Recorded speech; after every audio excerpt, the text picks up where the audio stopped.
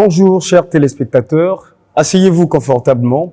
Bienvenue dans votre émission Canaan Club, un instant agréable chez vous avec nous. Nous recevons aujourd'hui des messieurs qui vont nous parler d'un projet qui concerne le gouvernement congolais en collaboration avec la Banque mondiale. Et pour ce faire, nous sommes avec monsieur, prière de vous présenter s'il vous plaît. Merci bien. Alors je suis monsieur Linklou Kialungu, directeur général de l'Agence de développement des petites et moyennes entreprises, ADPME. Merci, monsieur, s'il vous plaît. Je suis Abdelkader Bawa, chef de mission du FAD, Fonds d'appui au développement des PME. C'est un instrument du PADEC, du projet PADEC, projet d'appui au développement et à la compétitivité. D'accord. Monsieur, à vous. Je suis Nicolas Honto, chef de mission pour le concours de plan d'affaires, qui est le second instrument du PADEC dans le cadre de l'appui direct aux PME. Madame Chénal Guibila, vous n'êtes plus à présenter. Bonjour. Bonjour Idéal, comment tu vas? Je vais bien, merci. Alors sans plus tarder, nous allons rentrer dans le vif du sujet. Et c'est juste après ce jingle.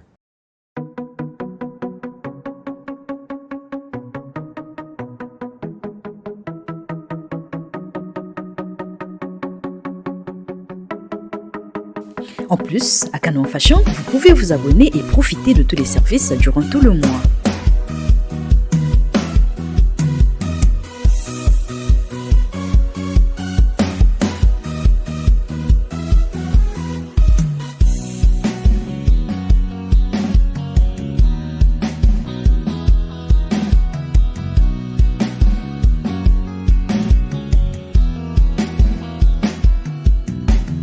Monsieur Linklou Kialungu, vous pouvez nous présenter le projet dans lequel vous nous avez honoré par votre présence ici.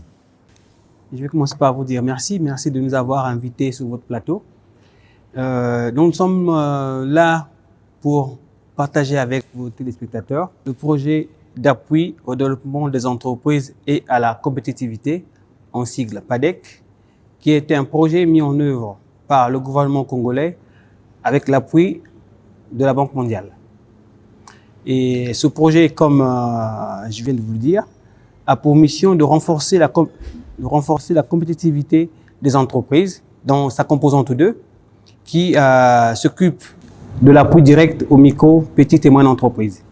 Et cette composante 2 a pour ce faire deux instruments d'action ou de mise en œuvre de cette composante. Ces deux instruments sont le concours du plan d'affaires, qui a pour mission de promouvoir l'entrepreneuriat. Et le second instrument, il s'agit du Fonds d'appui au développement des PME, FAD-PME, qui vient pour renforcer la compétitivité des entreprises congolaises. Voilà ce que je peux vous en dire à ce niveau d'échange. Et nous allons un peu plus tard entrer dans les détails pour vous donner tous les contours de ces deux instruments et du projet lui-même. D'accord. Monsieur Nicolas Honto, vous pouvez aussi présenter parce qu'il y a deux projets. Voilà. Comme a dit le DG de l'ADPME tout à l'heure, le CPA est le premier instrument, dans le sens où il s'occupe de la promotion de l'esprit entrepreneurial. Il va permettre à ceux qui ont un projet d'entreprise de le réaliser et à ceux qui ont une entreprise, je dirais, naissante, encore fragile, de la renforcer, de la consolider pour qu'elle puisse survivre et passer des paliers de croissance. Donc, concrètement, c'est un outil qui permet à chacun de venir soumettre un projet, soit un projet de création d'une entreprise qu'il a en tête, pour lequel il a réfléchi, il a commencé à regarder le marché, les possibilités de mettre en œuvre ce projet. Et il va avoir un outil qui va lui permettre de bénéficier d'un appui, de formation, de mentorat pour élaborer un plan d'affaires structuré qui va lui servir de feuille de route et qui va lui permettre de chercher du financement. Et aussi, les entreprises qui ont démarré depuis moins de 2 ans et qui voient que il faut un souffle nouveau, à la fois de compétences, de savoir-faire, mais de financement, pour passer un palier. Ceux-là aussi peuvent soumettre le projet de croissance qu'ils ont. Ils ont démarré, ils se battent, Et ils se disent, si je pouvais faire chose, si je pouvais changer mes emballages, si je pouvais ouvrir une boutique dans tel secteur, ça va booster mon business. Ils peuvent venir présenter ce projet et bénéficier de l'appui du CPA pour développer leur entreprise. Donc on comprend que ça ne concerne pas que des entreprises en création, mais même des entreprises qui existent déjà, afin de leur permettre d'être un peu plus compétitives. Maintenant, sans plus tarder, nous allons essayer rapidement de prendre quelques questions d'ordre, parce qu'il y a 4 secteurs à développer. Il y a le secteur agro-business, il y a le secteur des TIC, qu'on appelle des technologies d'information et de communication. Il y a des projets concernant le transport, la logistique. Il y a enfin les projets concernant le tourisme. Maintenant, nous allons prendre très rapidement des questions concernant les TIC. Peut-être, si vous permettez, on va circonscrire un peu le champ. Alors, géographiquement, il y a des zones qui ont été retenues. Ces zones, on les a appelées le corridor de croissance, qui part de Pointe-Noire, Brazzaville et Ouesso. Ce sont les zones géographiquement ciblées. D'autre part, il y a les filières que vous venez de citer, donc les 4 filières prioritaires, porteurs de croissance également, donc les TIC, l'agro-business, le tourisme et le transport et logistique. Mais il y a parallèlement une population cible. C'est un projet genré, dans le sens que il y a 40% des ressources prévues dans le cadre de ce projet qui sont consacrées au soutien aux femmes, aux personnes vivant avec handicap et aux jeunes. Je crois que c'est une précision qui valait bien la peine d'être apportée pour que nous puissions mieux aiguiller les questions et éclaircir vos téléspectateurs. Merci, monsieur. Alors moi, j'aimerais poser une question concernant l'appui aux PME. Je souris parce que j'aime beaucoup les PME. Alors concrètement, quels sont les critères pour bénéficier de l'appui aux PME? Pas au niveau du plan d'affaires, mais aux PME. C'est quoi les conditions En fait, à part femmes oui. et la localité? Nous proposons un package. Okay. On vous a présenté un élément, mais dans le package, il y a non seulement l'appui à la promotion de l'entrepreneuriat, donc en ce qui concerne le concours de plan d'affaires, mais d'autre part, l'autre bras, c'est l'appui financier, mais aussi non financier, parce que on a tout mis d'un tenant. L'appui non financier et financier va consister donc à bénéficier du concours du Fonds d'appui au développement des PME. Et M. Bawa, c'est l'opérateur qui a été retenu comme M. Nto. Donc, M. Bawa est l'opérateur qui a été retenu pour implémenter le Fonds d'appui au développement des PME. Donc, votre question, je crois que trouver la réponse dans les réponses ou dans la présentation de ce fonds que M. Bawa vous fera, si vous lui accordez. Hein. D'accord. D'accord, donc merci beaucoup. Le FAD-PME, comme son nom l'indique, c'est le Fonds d'appui au développement des PME. Donc, votre question s'y est bien. Alors, vous permettez, je vais juste brosser en quelques lignes en quoi consiste le FAD-PME. D'emblée, je dirais que c'est une solution qui vient pour accompagner l'entrepreneur, l'entreprise qui existe déjà il y a au moins 2 ans, dans son plan de développement, dans cette difficulté à résoudre un certain nombre de problèmes, que ce soit technique, ou bien que ce soit commercial, ou bien encore que ce soit en termes d'acquisition des actifs de production, les machines et consorts. Donc, le FAD-PME, une solution qui accompagne le développement, la compétitivité des micro, petites et moyennes entreprises. Alors, pour nous, la micro, la petite, qu'elle soit formalisée ou non, nous intéresse. Alors, quand nous disons micro, c'est vraiment micro, hein?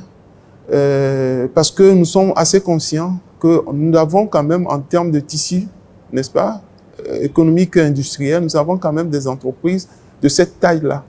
Alors, la micro, c'est l'entreprise qui fait 7,5 millions de chiffres d'affaires par an. Je n'ai pas dit par mois. Donc, ça fait 7,5 millions de chiffres d'affaires. Une entreprise qui fait, j'allais dire, de 0 jusqu'à 7,5 millions de chiffres d'affaires, considérée pour nous comme micro. Et elle nous intéresse au FAD-PME. Alors, la petite, c'est celle qui va de 7,5 millions de chiffre d'affaires jusqu'à 80 millions de chiffre d'affaires, qu'elle soit formelle ou bien informelle, nous intéresse. Par an. Par an, le chiffre d'affaires par an, les 12 mois d'activité. Donc, vous voyez jusqu'à quel niveau nous sommes là, et nous voulons vraiment intéresser nos entrepreneurs, nos entreprises, même si elles sont de très petite taille. L'ambition, c'est de pouvoir les amener à grandir, à se développer. Grandir, se développer n'est pas simplement acquérir une machine. Grandir, se développer, c'est de regarder sa gouvernance, c'est de mettre en place ses outils de gestion, c'est de pouvoir discuter d'égal à égal avec le banquier. C'est vraiment renforcer la capacité de son personnel. Donc, voilà, ça c'est l'appui technique, comme vient de dire le DG ADPME. Nous accompagnons ces entrepreneurs-là parce que nous sommes persuadés que ces éléments, ces actions participent à la compétitivité de l'entreprise, à sa capacité de se développer. Et l'autre aspect, c'est l'apport en financement pour pouvoir compléter le besoin d'acquisition, mais d'achat de l'actif de production de l'entreprise. Par exemple, une micro-entreprise qui fait de la transformation de façon manuelle, au regard du marché qui est probant, pourrait décider d'aller à l'échelle. Donc, de quitter la production manuelle à une production semi-mécanisée. Et dans ce sens-là, nous sommes là pour pouvoir l'accompagner à pouvoir trouver les outils de production adéquats, n'est-ce pas, économiquement, j'allais dire, pour permettre à ce que cet entrepreneur ou cette entreprise puisse vraiment faire face à la concurrence. Ici, au FAD-PME, nous sommes vraiment dans un domaine, dans un périmètre d'appui au secteur privé. Donc, c'est ce que je pourrais vous dire à l'instant. D'accord. Merci. En tout cas, ça a été assez clair pour nos téléspectateurs. Et très rapidement, nous allons prendre quelques questions avec le public derrière. Nous allons nous intéresser à présent aux questions concernant l'éthique, les technologies d'information et de communication. Est-ce que dans le public, il y a quelqu'un qui aimerait poser une question concernant l'éthique? Oui, moi j'ai une question. Vous pouvez tout simplement lever votre main et puis poser la question, s'il vous plaît. Les micros marchent. Monsieur Alphonse Mabaou. Alors, donc je suis Alphonse Mabaou. On va dire que je suis un jeune entrepreneur. Voilà, parce que alors pourquoi je veux poser la question sur l'éthique, parce que quand moi je suis rentré au Congo, en tout cas dans ma valise j'avais mon petit projet, c'était mettre en place ici un call center, c'est-à-dire un centre d'appel, sachant que ça ne court pas les rues dans notre pays.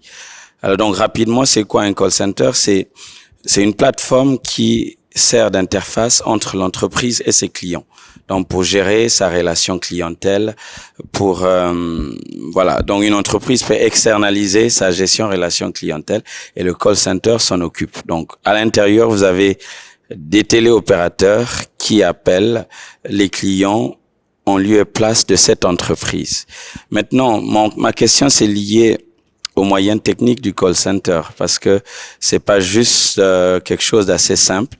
Alors la plateforme technique nécessite, sinon la salle de production nécessite un matériel qui coûte. Et donc j'étais buté sur ce point-là. Donc j'ai monté mon projet, je l'ai toujours avec moi. J'étais autour de 50 millions. J'ai dit bon, mais qui va m'accompagner? Je suis allé même dans une radio qu'on appelle ici la radio Mucodec pour essayer de parler. J'ai eu des gens qui m'ont appelé, mais ça ne m'a pas intéressé d'aller ensemble avec ces personnes, ne connaissant pas leur moralité. Donc, j'ai craint pour mon petit projet. J'ai préféré me recroqueviller sur moi-même. Alors, aujourd'hui, ça fait près de 8 ans que je suis là. Le projet est toujours là.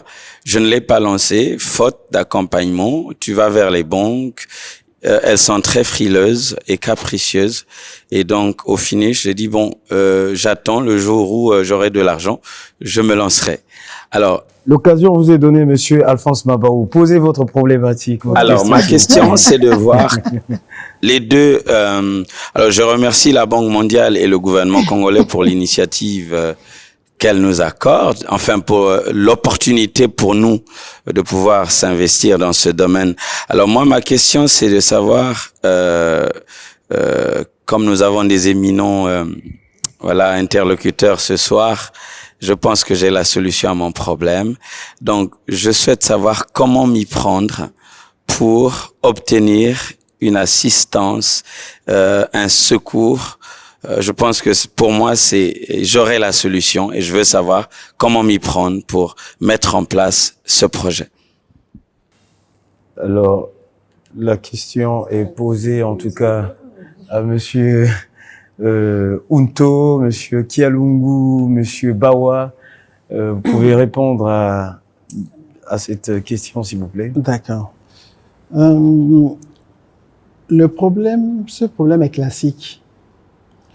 Parce que nous pensons que comment ça se passe dans la vie, c'est que j'ai un projet, je le soumets et quelqu'un finance mon projet. Mais ça ne peut jamais se passer comme ça dans aucun pays au monde. Donc il faut d'abord qu'on révise nos attentes et qu'on devienne réaliste pour rencontrer une réalité qui peut marcher avec nous. Dans la vraie vie, n'importe qui, si quelqu'un vient et puis il écrit un projet et dit c'est génial, financé. Si vous êtes en train de gérer l'argent de gens qui ont économisé chez vous, plus l'argent que vous avez emprunté que vous devez rendre avec intérêt, est-ce que vous pouvez le mettre sur la table pour quelqu'un qui arrive, qui a un projet sur papier, en disant voilà, c'est joli, financé? Ce n'est pas possible. Donc, la bonne façon de faire les choses, c'est de se dire que je dois commencer quelque chose par mes propres forces.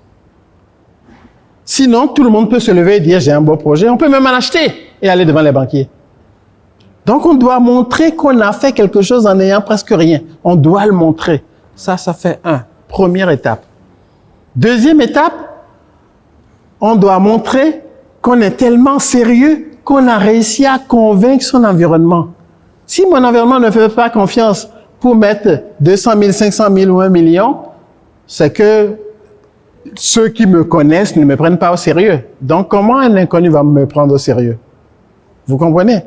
Je dois arriver à un stade où mon engagement dedans, ma ténacité, mon sérieux doit impliquer mes proches à dire « moi, je mets quelque chose, moi, je mets quelque chose ». C'est ce qu'on appelle le premier tour de table informel. Et avec ce premier tour de table informel, alors que je n'avais rien, je peux acheter peut-être 2-3 ordinateurs d'occasion, alors qu'avant, c'était mon seul ordinateur sur lequel je faisais tout ça qui était mon investissement. Maintenant, j'ai 2-3 ordinateurs d'occasion, j'ai 2-3 stagiaires et ça commence à ressembler à ce que je veux faire. Et je tourne et j'attrape 1-2 clients, pas prestigieux, mais j'ai des clients et je montre que le concept marche. Et là, je peux passer un tour de table suivant. Je peux voir les fournisseurs d'un côté, les clients de l'autre. Mes fournisseurs dire, écoutez, là ça tourne, j'ai besoin d'ordinateur. Est-ce que je peux en avoir un? Je ne paye que 100 000 et le reste, je vais le payer de façon échelonnée. Ça s'appelle le financement, le crédit fournisseur. C'est un moyen de financement. Je peux mettre ça en œuvre. Et puis, mes clients leur dire, bon, moi, je veux bien travailler, mais j'ai besoin d'un peu d'argent pour mettre en place votre équipe. Est-ce que vous pouvez me verser l'équivalent de 3 mois d'avance? Avance client, c'est un mode de financement. Si je mets tout ça en œuvre, le jour où je vais vers le banquier, il voit ce que j'ai déjà mis, ce que mes proches ont mis. Les clients, ils voient ce que j'ai fait avec rien. Et là, je lui dis, si vous pouvez me donner 3 millions pour installer un serveur et 2 postes supplémentaires, je vais passer un palier. Le langage sera différent. C'est ça qu'il faut comprendre. Et c'est ça qu'on va apprendre aux gens dans le concours de plan d'affaires. On va leur apprendre à passer les paliers et à parler le langage de la banque, apprendre les bonnes habitudes pour un banquier. Par exemple, d'arrêter de toucher l'argent de leur business en disant « je ne me verse pas de salaire », mais quand il y a le mariage d'un copain, on vient prendre 100 000. Quand il y a un décès, on vient prendre 50 000. Mais vous faites ça qu'un banquier ne va jamais vous prêter de l'argent. Parce qu'il va se dire, si je lui prête et qu'il a de l'argent, le prochain mariage, c'est 2 millions qu'il va prendre pour aller flamber là-bas. Et il ne va pas me rembourser. Vous voyez? Voilà. Donc, le concours de plan d'affaires, comme le FAD PME, va amener les entreprises à mettre en œuvre des bonnes pratiques entrepreneuriales qui va changer leur relation avec la banque, qui va changer leur possibilité de se développer désormais en étant un acteur crédible face à un banquier. Et donc, très rapidement, nous allons poursuivre notre séance de questions. Bonjour monsieur, vous pouvez poser votre question. Bonjour, je suis Cyrus de Laurier Mabunda, promoteur business développeur et coordonnateur national de la Semaine mondiale d'entrepreneuriat. J'aimerais me poser une question en revenant un peu aux exposés des uns et des autres, parce que sans doute nos brillants intervenants l'auraient peut-être déjà stipulé dans leur précédente campagne, mais j'aimerais peut-être qu'ils y reviennent un peu plus pour permettre aussi peut-être à nos frères qui nous regardent de comprendre un peu plus. Alors, je n'ai peut-être pas qu'une seule question, mais après vous pourrez trier sur le volet. La première consiste à savoir combien les gens vont gagner. Autant pour le concours du plan d'affaires, autant pour le fonds d'appui développement des PME, parce que ça peut être un facteur motivant. La deuxième question, ce sont des critères. Revenir un peu sur les critères de manière générale et peut-être même de manière un peu plus de manière spécifique. Alors, en parlant de critères, j'aimerais que vous nous précisiez, si possible, sans discrimination aucune de ma part, est-ce qu'on fait un zoom sur exclusivement les Congolais ou nos confrères d'Afrique, sachant que on est en mondialisation et tout, ce serait bien de spécifier. Enfin, les secteurs. Dans vos exposés, on a parlé de 4 secteurs. Et qu'est-ce qui a motivé en fait le choix de ces différents secteurs? Parce que, par exemple, on a de gros problèmes avec l'énergie en Afrique ou particulièrement au Congo.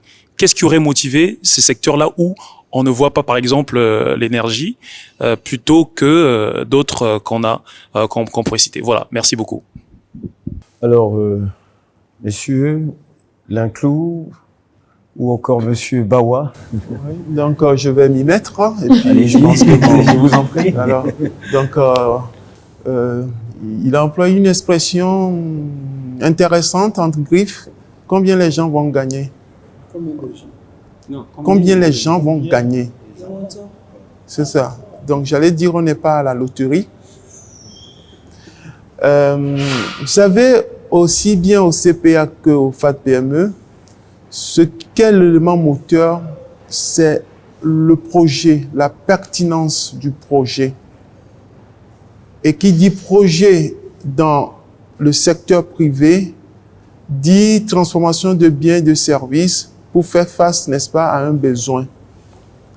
Donc, ça veut dire que ici, ce qui est intéressant, ce qui motive, c'est l'existence d'un marché. Si vous avez un projet, vous êtes porteur de projet et vous arrivez à démontrer l'existence probante d'un marché, ça vous assure que, au fait, vous serez vraiment encouragé en tant que créateur d'entreprise. Si votre entreprise existe aussi, que vous êtes dans le développement, si son âge est inférieur à 2 ans, c'est la compétition de plan d'affaires. Si elle dépasse les 2 ans dans le projet de développement, de consolidation, c'est le FAD PME. Je voudrais peut-être nous dire qu'au fait, ne nous focalisons pas aux primes, aux subventions, mais focalisons-nous d'abord à la solution pour faire face à un problème de mon entreprise. Ou bien, regardons à la solution que nous apportons, parce que le marché est encore vierge, regardons la solution que nous apportons. C'est d'abord cela. Alors, donc, une fois que nous dépassons ces paliers, naturellement, il va arriver un moment où on va structurer votre projet, et c'est là où les chiffres vont sortir. C'est vrai, à cette étape, vous avez déjà une idée. Le premier intervenant en termes de questions a déjà dit le montant de ses besoins.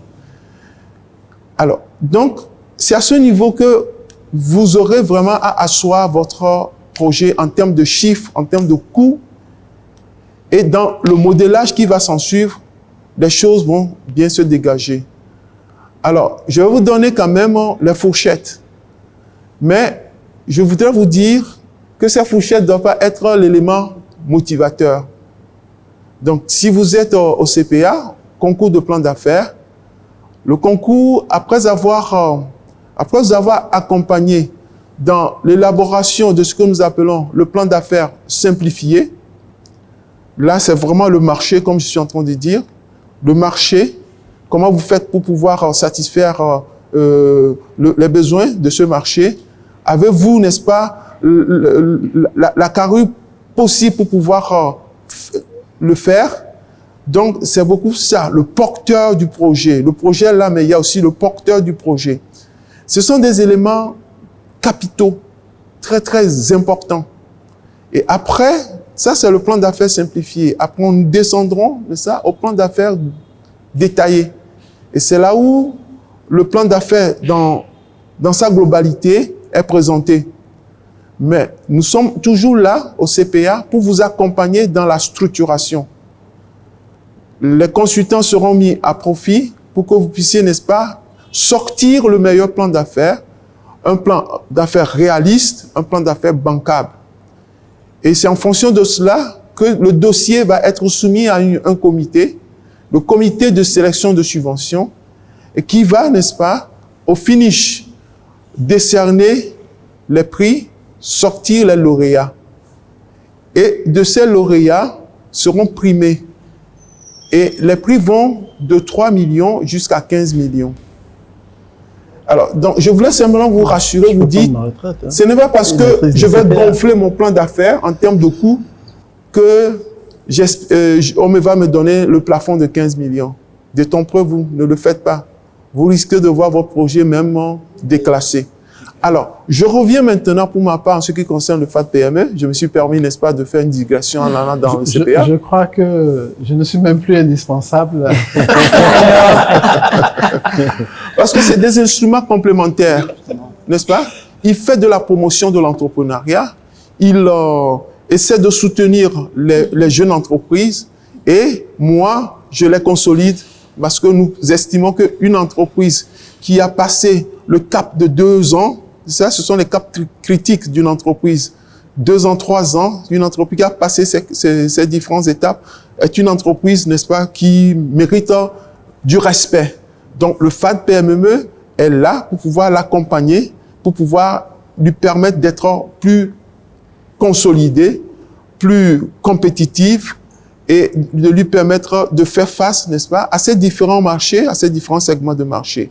Alors, pour nous, au FAD-PME, nous avions 4 catégories, n'est-ce pas, de bénéficiaires. Les micros, les petites, les moyennes. Et puis, ce que je n'ai pas dit, nous intervenons aussi dans la promotion des chaînes de valeur. Une promotion de chaîne de valeur ne veut pas dire mettre bout en bout des entreprises. La promotion veut dire l'animation de chaînes de valeur, n'est-ce pas, la gouvernance de la chaîne de valeur, le partage d'informations en termes de flux informationnels, de flux physiques, de flux financiers. Donc, nous faisons cet accompagnement aussi.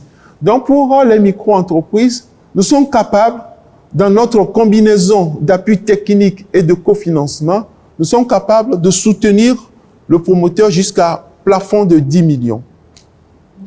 Pour la petite, dans la combinaison, nous sommes aussi capables de soutenir la petite entreprise jusqu'à 40 millions et pour la moyenne jusqu'à 90 millions.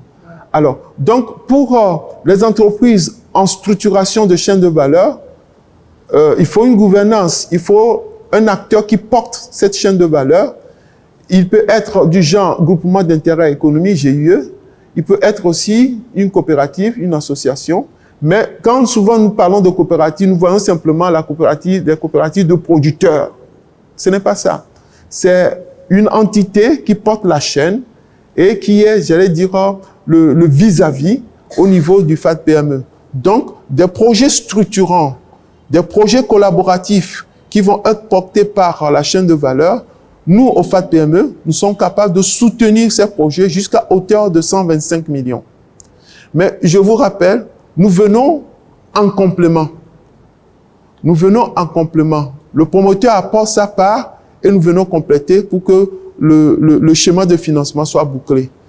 Alors, monsieur le DG. Oui, merci, si vous permettez. Je vais pas aller dans le détail comme monsieur Bawa, mais je voulais quand même réagir sur un aspect de la question qui a été posée. Monsieur demande, qu'est-ce qui gagne? Alors, ces instruments, ces outils ont été mis en place pour répondre à une problématique. C'est de l'accompagnement d'entrepreneurs congolais. Quels sont les défis d'entrepreneurs congolais? Donc, au-delà des montants, nous, ce ne sont pas les montants qui nous intéressent.